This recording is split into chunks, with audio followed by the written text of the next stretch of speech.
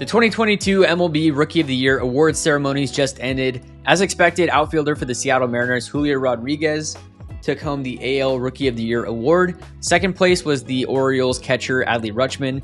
Third place was the Guardians outfielder, Steven Kwan. For the National League, Michael Harris II, outfielder for the Braves, took home the NL Rookie of the Year award. Second place was the Braves starting pitcher, Spencer Strider. And in third place was Cardinals utility man, Brendan Donovan.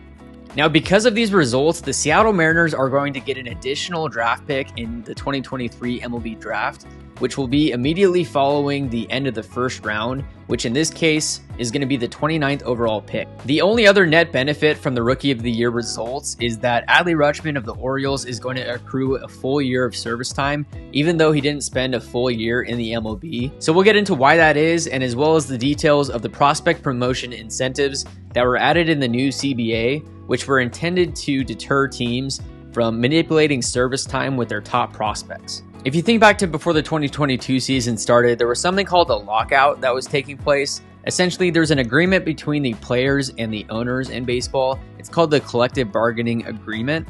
The last one was from 2017 to 2021. It was set to expire before this year started. They were negotiating through the offseason and they couldn't come to an agreement by the time spring training started. So there was a lockout. The players were not going to go play.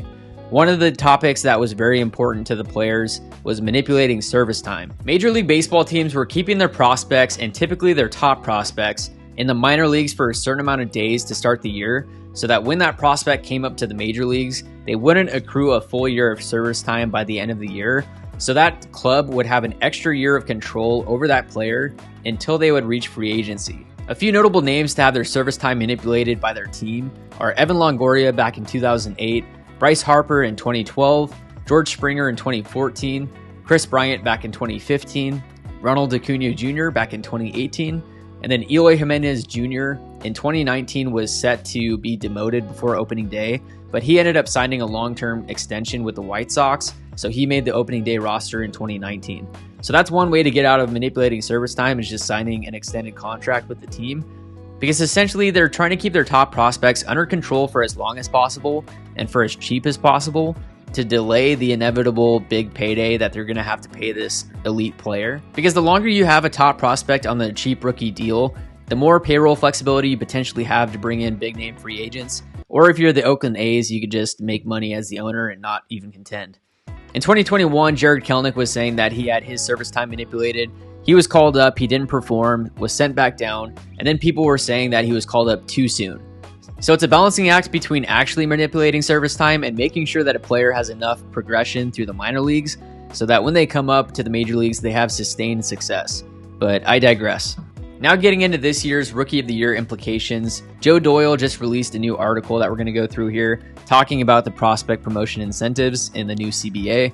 So here we go. Prospect promotion incentives. If a player who accrues a full year of service time in his rookie year, which is 172 calendar days on the MLB roster, so in 2022, a player had to be on the MLB roster by April 14th to reach this mark. If that player gets award consideration in any season prior to qualifying for arbitration, then that player's club would receive prospect promotion incentive compensation in the form of a draft pick.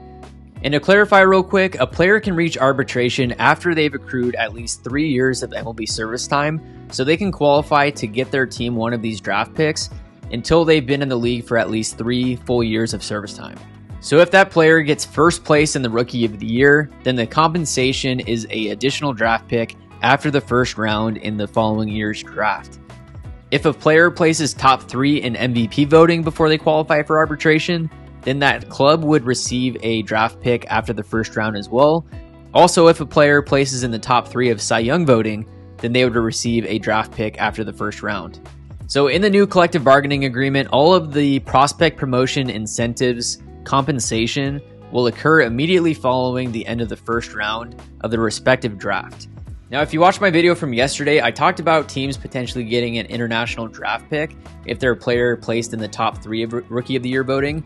Well, there was no international draft that was agreed upon in the new CBA, so there is no PPI compensation for any teams with a player that finished second or third in Rookie of the Year voting, so only if they placed first. Now, also for a player to be eligible for his team to acquire PPI, The player must enter the season with rookie eligibility and no more than 60 days of service. The player also must be considered a preseason top 100 prospect by at least 2 of Baseball America, ESPN, and MLB.com. I'm not a fan of this bullet point whatsoever. Like, you're really going to exclude a team from getting compensated with a draft pick if one of their rookies comes up, balls out, has a great year, wins Rookie of the Year, but because some reporters don't rank him as a top 100 prospect, you don't get that draft pick. That rule is there because this is supposed to be about top prospects, but I'm still not a fan of that. Also, a player cannot enter their rookie season as a foreign professional player, and the player cannot be signed to a major league contract covering more than one playing season prior to making their major league debut. So if this rule was in place in 2018 when Shohei Ohtani came over from Japan and won Rookie of the Year, the Angels would still not get draft pick compensation for him winning Rookie of the Year. Also, this states that since a player cannot be signed to a major league contract covering more than one playing season, that means that players like Luis Robert, Evan White for the Mariners, and then Eloy Jimenez, since they had signed contracts before becoming rookies, they would not qualify for this as well. Now, the other big benefit for any eligible player is one that finishes in the top 2 in voting for Rookie of the Year, as they will be credited with a full year of service time no matter how long they've played in the major leagues that year. So what does this mean with this year's Rookie of the Year standings? Well, because Julio Rodriguez met the qualifications of being a PPI eligible rookie, his winning of Rookie of the Year will net the Mariners a draft pick immediately following the first round. And since the Dodgers and Mets are both expected to see their first round pick drop 10 spots after exceeding the luxury tax by $40 million, the Mariners should be awarded the number 29 overall pick in the 2023 MLB Draft.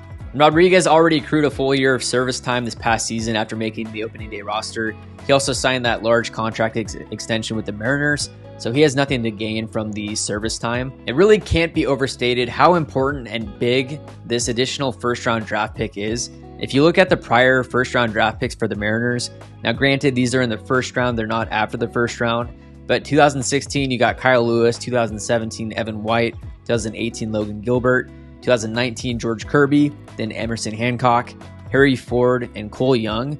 But then you look at the Mariners' second-round picks the past few years. You've got Isaiah Campbell, Brandon Williamson, who's been traded, Connor Phillips also traded. You got Zach DeLoach, Edwin Arroyo, Walter Ford, and then Tyler Locklear. So the potential benefit that the Mariners are going to get in an additional first round or just after the first round draft pick is absolutely massive. The National League Rookie of the Year winner, Braves center fielder Michael Harris II, he was not featured on enough top 100 preseason prospect lists to qualify the Braves for an extra draft pick. Also, he was not on the big league roster for long enough to qualify. Harris did sign a 8-year contract extension this summer that will buy out his arbitration, but he would have been able to accrue a full year of service time with the winnings of that award. As for Spencer Strider, he was on the Braves opening day roster and did accrue 172 days of service time, so he already got that full year of service time. No benefit to him.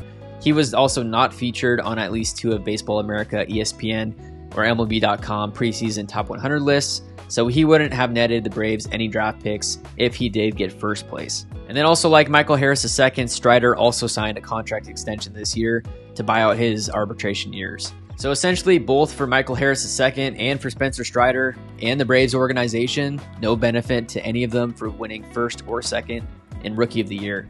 Now for the Orioles, Adley Rutschman, he got second place in the AL Rookie of the Year, which will not get the Orioles any draft compensation, but Adley will accrue a full year of service time, moving up his free agency 1 year. So instead of becoming a free agent after the 2028 season, he'll now become a free agent after the 2027 season. He did not start on the opening day roster for the Orioles as he was injured, so he will benefit from this additional year of service time. And for the Guardians, Stephen Kwan, his third place finish will not get the Guardians any compensation.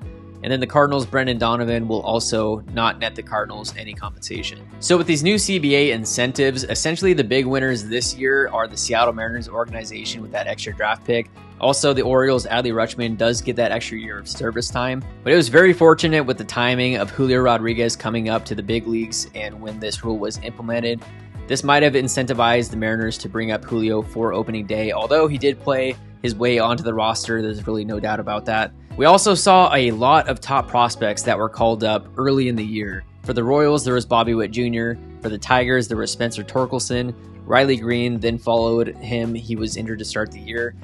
CJ Abrams was called up for the Padres in time to qualify for San Diego. And so the Royals, Tigers, and Padres would have qualified for compensation if those players ended up winning Rookie of the Year. Now, Joe Doyle also says at the end of his article, 2023 is going to be a huge year for top 100 prospects as well. Names such as Gunnar Henderson, who we saw for a little bit this year with the Orioles, Gabriel Moreno, Corbin Carroll, and then you got Grayson Rodriguez, Francisco Alvarez, Jordan Walker, Yuri Perez, Tristan Casas, Brett Beatty, Hunter Brown, DL Hall, Josh Jung, Bo Naylor, and Cade Cavalli. So a lot of big names to watch next year, and we'll see who the Mariners take with that extra pick in the 2023 draft. Otherwise, thank you for watching. Let me know your thoughts in the comment section below. And if you made it this far, I'd appreciate if you hit the like button, subscribe to the channel, give it a share, and we'll see you next time.